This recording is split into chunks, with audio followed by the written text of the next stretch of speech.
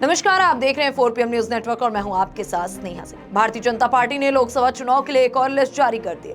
इस लिस्ट में कुल 9 उम्मीदवारों के नाम हैं। इनमें उत्तर प्रदेश के 7 सीटों पर भी प्रत्याशियों के नामों का ऐलान किया गया। बताया जा रहा है कि ये लिस्ट कहीं ना कहीं एक बार फिर से बीजेपी को बड़ा धक्का दे सकती है। उत्तर प्रदेश में बीजेपी ने एक बार फिर कई बड़े चेहरों का टिकट काट दिया है। पार्टी ने इस बार फिर से 2 मौजूदा सांसदों का टिकट काट दिया, लेकिन सबसे ज्यादा चर्चा बलिया और इलाहाबाद सीट की है। इन दोनों ही सीटों पर मौजूदा सांसदों को फिर से टिकट नहीं मिला। बीजेपी ने बलिया में वीरेंद्र सिंह मस्त को इस बार टिकट नहीं दिया। पार्टी ने इस बार पूर्व प्रधानमंत्री चंद्रशेखर के बेटे नीरज शेखर को अपना उम्मीदवार बनाया, जबकि इलाहाबाद सीट से भी पार्टी ने मौजूदा सांसद रीता बहुगुणा जोशी का टिकट काट दिया। उनकी जगह नीरज त्रिपाठी को पार्टी ने अपना चेहरा बनाया। बीजेपी ने इस लिस्ट में मैनपुरी, कौशाम्बी, फूलपुर, इलाहाबाद, बलिया, मछली शहर और गाजीपुर सीट से अपने उम्मीदवारों के नामों का ऐलान किया। भाजपा ने गाजीपुर से मुख्तार अंसारी के भाई और सपा प्रत्याशी अफजाल अंसारी के सामने पारसनाथ राय को उतारा है। वहीं यूपी की फूलपुर सीट से प्रवीण पटेल, इलाहाबाद सीट से वर्तमान सांसद रीता बहुगुणा जोशी का टिकट काटकर नीरज त्रिपाठी को दिया। अगर जातीय समीकरण को ध्यान रखा जाए तो बीजेपी ने इस लिस्ट में 4 नए चेहरों को मौका दिया और 2 दिग्गजों के टिकट काट दिए।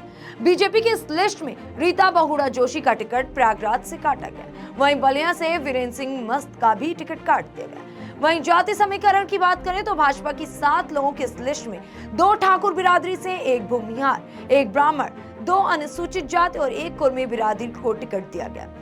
भाजपा ने अब तक यूपी में लोकसभा के 70 उम्मीदवारों की सूची जारी की है और कहीं ना कहीं सभी सीटों को लेकर के भाजपा ने जातीय समीकरण बहुत ही तगड़ा चला है। भाजपा कहती है कि हम सबका साथ सबका विकास की बात करते हैं, लेकिन भाजपा ने जाति समीकरण कार्ड जरूर खेला है। इससे पहले 51 और अब 13 उम्मीदवारों के नाम घोषित कर चुकी है। सहयोगियों को सीट देने के बाद बीजेपी खुद 75 सीटों पर चुनाव लड़ेगी। 2 सीटें रालोद और 1 सीट सुभाषपा को दी गई है, जबकि 2 सीट अपना दल एस को दी गई।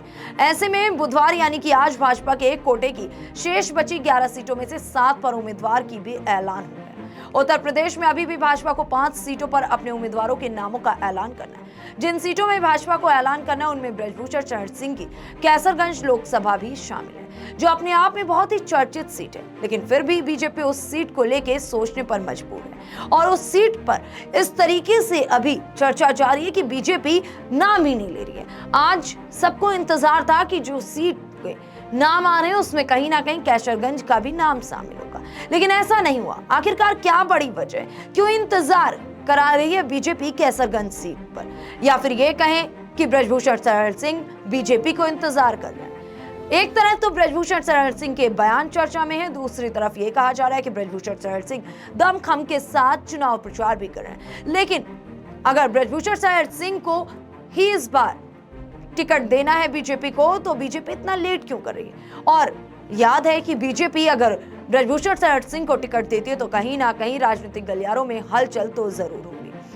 फिलहाल जिस तरीके से ब्रजभूषण शरण सिंह की सीट यानी कि कैसरगंज सीट पर अभी भी इंतजार करा रही है बीजेपी, कुछ तो गड़बड़ है। शायद यही वजह है कि बीजेपी लेट पर लेट कर रही है, क्योंकि बीजेपी अभी सोच नहीं पा रही है कि किसको वहां से प्रत्याशी बनाए।